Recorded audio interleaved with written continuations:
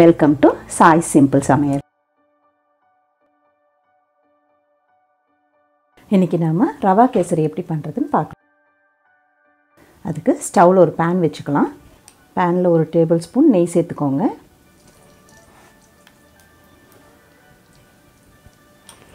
நெய் சூடானதும் கொஞ்சம் முந்திரி சேர்த்துக்கலாம். முந்திரி லேசா பிரவுன் ஆற வரைக்கும் வறுத்துக்கோங்க. முந்திரி லேசா நிறம் மாறினதும் அது கூட திராட்சை சேர்த்துக்கலாம். திராட்சை நல்லா உப்பி வர வரைக்கும் வறுத்துக்கோங்க. திராட்சை உப்பினதும் ஒரு டேபிள்ஸ்பூன் பூசணி விதையை அது கூட சேர்த்துக்கலாம். இன்னும் ஒரு நிமிஷம் நல்லா கலந்து விடுங்க. இப்போ இதெல்லாம் தனியாக எடுத்து வச்சிடலாம். இப்போ அதே பேனில் இன்னொரு டேபிள்ஸ்பூன் நெய் சேர்த்துக்கோங்க.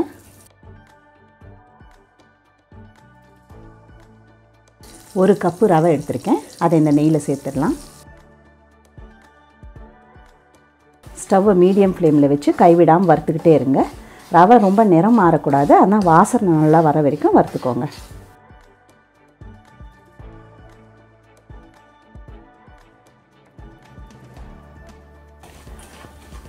பாருங்கள், இப்போ ரவை நல்லா வாசனை வர ஆரம்பிச்சிருச்சு.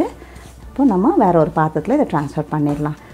கேசரியோட டேஸ்ட்டுக்கும் டெக்ஸ்சருக்கும் இந்த ரவை நல்லா வறுக்கிறது, பதமாக வறுக்கிறது ரொம்ப முக்கியம். அதனால் இது கொஞ்சம் கவனமாக செஞ்சுருங்க.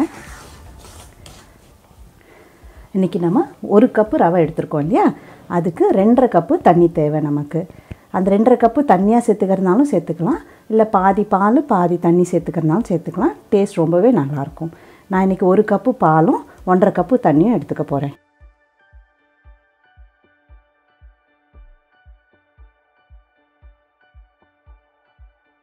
நல்லா கொதிக்கட்டும். பாருங்கள், நல்லா கொதிக்க ஆரம்பிச்சிச்சு. இந்த ஸ்டேஜில் 2 டேபிள் ஸ்பூன் ரீஃபைண்ட் ஆயில் சேர்த்துக்கோங்க. இதில் நம்ம இப்படி எண்ணெய் சேர்க்கறதுனால கேசரி லேசாக ஆறின அப்புறமும் கூட வெறும் நெய் சேர்த்து செஞ்சோம்னா அது இறுகிடும். இந்த மாதிரி எண்ணெய் சேர்க்கும்போது அது இறுகாமல் தளர்ந்து நிற்கும். அதுக்காக தான் சேர்க்குறோம். இது ஆப்ஷனல் தான். இது கூட ஒரு சிட்டிகை உப்பு சேர்த்துக்கலாம். சேர்த்து நல்லா கலந்து விட்டுட்டு இப்போ நம்ம எடுத்து வச்சுருக்க ரவையை இது கூட சேர்த்துடலாம்.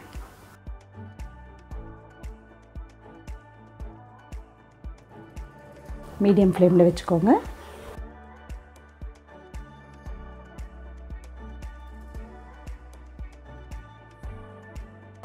நல்லா ரவை வேகிற வரைக்கும் கலந்து விடுங்க.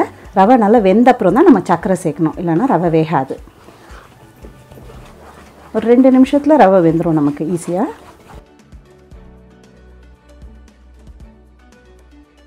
பாருங்கள், ரவை நல்லா வெந்துடுச்சு. இந்த ஸ்டேஜில் ஃபுட் கலர் கொஞ்சம் சேர்த்துக்கலாம்.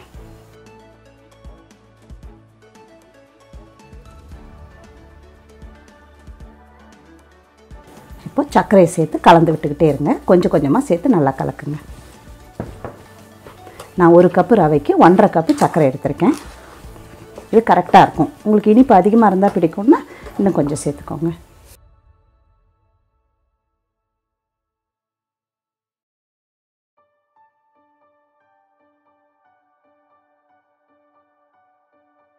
இப்படி மொத்த சர்க்கரை சேர்த்த அப்புறம் ஒரு டேபிள் ஸ்பூன் நெய் சேர்த்துக்கோங்க.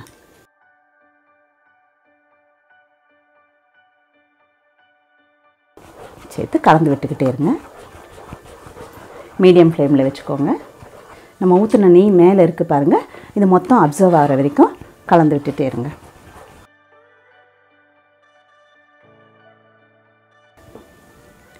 பாருங்கள், நம்ம ஊற்றின நெய்யெல்லாம் நல்லா உள்ளே இழுத்துக்குச்சு. இந்த ஸ்டேஜில் கொஞ்சமாக ஏலக்காய் தூள் சேர்த்துக்கோங்க. சேர்த்து நல்லா கலந்து விட்டுக்கோங்க.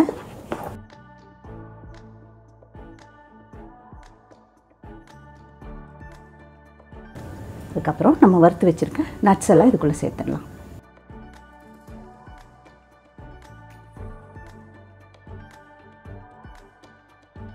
பாருங்கள், கேசரி நல்லா இறுகி வந்துடுச்சு.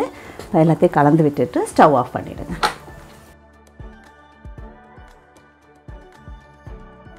சுவையான ரவா கேசரி சூப்பராக தயாராயாச்சு. ட்ரை பண்ணி பாருங்கள். இந்த வீடியோ பிடிச்சிருந்தா லைக் பண்ணுங்கள், ஷேர் பண்ணுங்கள். இது வரைக்கும் நம்ம சேனலை சப்ஸ்கிரைப் பண்ணாதவங்க சப்ஸ்கிரைப் பண்ணி கூடவே பெல் ஐக்கானையும் கிளிக் பண்ணிவிடுங்க. சிம்பிளாக சமைங்க, சுவையாக சாப்பிடுங்க.